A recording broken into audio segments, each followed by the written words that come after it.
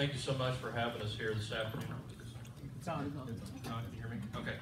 Thank you. My name is Justin Brown, Senator from 16th District.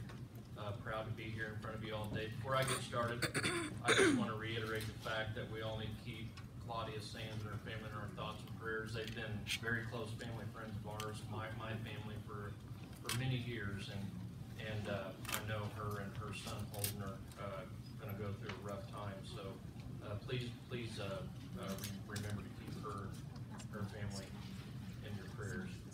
Well, we're done for this session anyway. Thank God. That last week, I tell you what, I was trying to figure out where I could give this pen back. I would have switched my Senate pen with one of the doorman's name badges in a heartbeat if I could have. But no, we had a good, I think, productive session. I think we got a lot of good Republican legislation done.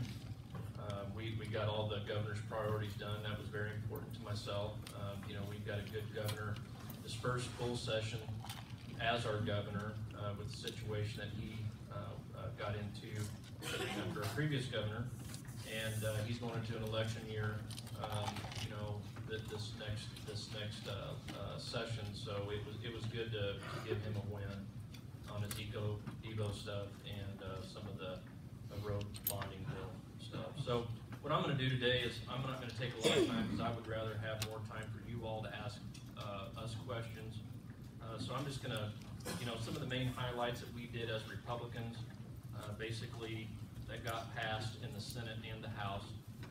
What we got to remember that no matter what we do in the House or the Senate, individually, we have to come to some type of an agreement in both sides of the building where it's actually become statute. And these are some of the things that we did. Republicans took decisive action to repair and replace hundreds of failing bridges. That's the road bonding bill that the governor has been pushing all session to get that done. Scaled it down a little bit. We're going to take basically $50 million out of general revenue, and then we're going to borrow $300 million for over a 7-year amortization. We're more than likely going to get another $350 million grant from the Fed, so we're going to be bumping, between $700 million to $1 billion in funding for roads and bridges. Which, don't get me wrong, it's a band-aid. This is mainly going to focus on rural Missouri. There's 250 bridges slated to be fixed in this time period. We've got about 7 in our district. One of them is in northern Phelps County. It's 92 years old. It's been overlaid, but it's never had anything done to its structure. So I think it's a way that the governor's office wants to prove to the state of Missouri that he's committed to, improve our infrastructure after Prop 1, and this is just a start. Like I said, it's a band-aid, but it's going to happen. We approved a comprehensive workforce development package, known as Fast Track, and a lot of workforce development programs. That's a good way for Missouri that we're no longer right to work state. We can entice industry to come to Missouri. In that package was a $50 million basically incentive for GM to expand their plant in Waynesville. The way that was being portrayed towards the end of the session, that was only going to help that St. Charles type of county area. But what you got to realize, there's about 160 communities across the state of Missouri that either make or build parts, rebuild parts for GM. So and those communities are all mostly in outstate rural Missouri. So it's that's a big win for all of Missouri. And again, since Missouri's not right to work, that's just one way that we can entice business to come here. And it also, to me, kind of ties into the fact that the governor, with his infrastructure program, we're not going to be able to get good, big business here in Missouri if we don't have good infrastructure. And our roads and bridges are falling apart. I travel this highway between Paul and St. Robert many times a week, and I don't have to tell anybody in this room how bad and dangerous Interstate 44 is getting, and 70s just as bad. So we got several different types of tort bills done. The two major ones is joinder venue. that's going to be very important for, you know, class action type lawsuits, and that won't only affect big business, but small business too here in Missouri, to where you know, you can't get somebody from out of state attacking you in a different court from another state. Another one Senator Lukemeyer got through is how Missouri looks at rules of discovery. We've now adopted rules of discovery on how the Fed does it. And if you've ever been in depositions before, which I have when I was in banking business, you'll really appreciate this bill, because it puts time limits and the things that they can collect on rules of discovery. Instead of stretching out a deposition over months or maybe even years sometimes, you know, they did just a few weeks to be able to do that. We did fully fund, you know, I sit on Senate Appropriations, so, you know, I feel very blessed to be able to do that in my first session. I think everybody in the Senate should sit on appropriations at least one session, because it really does teach you how the money flows and, you know, and how the state budget works. The Constitution of Missouri has to have a balanced budget. We did fully fund the formula, $6.2 billion, K through 12.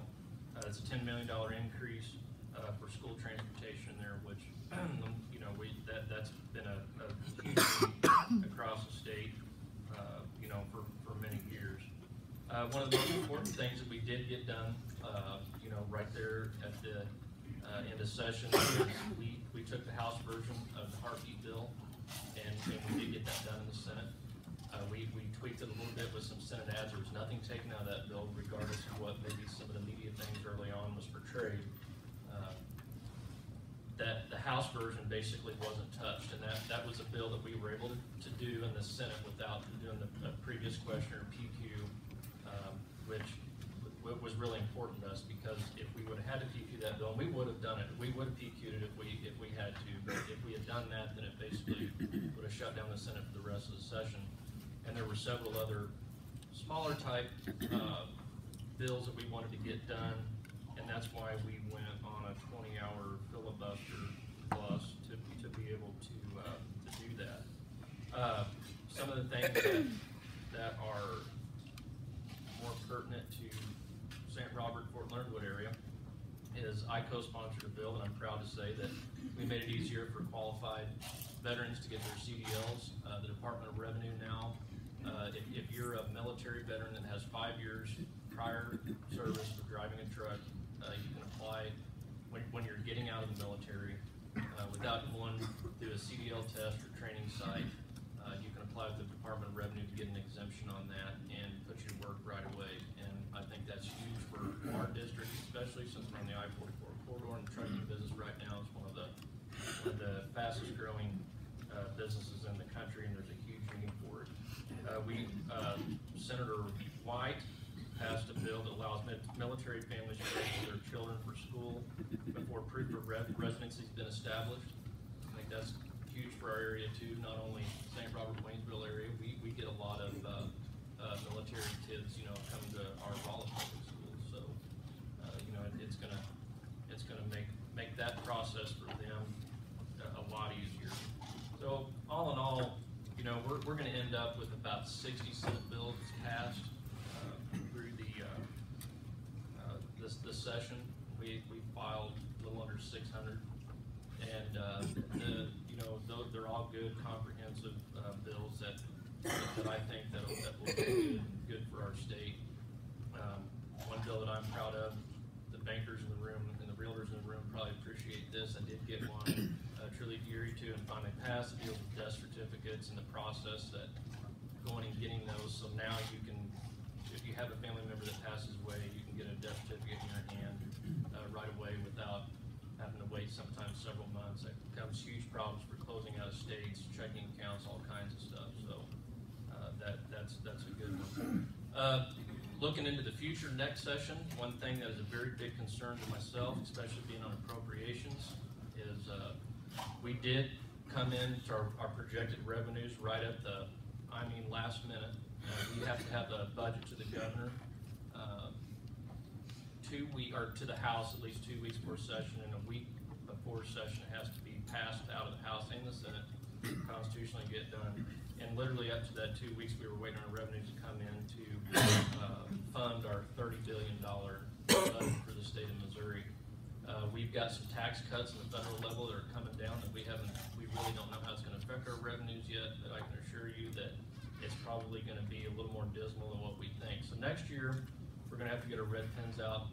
We're going to have to start really looking at some programs.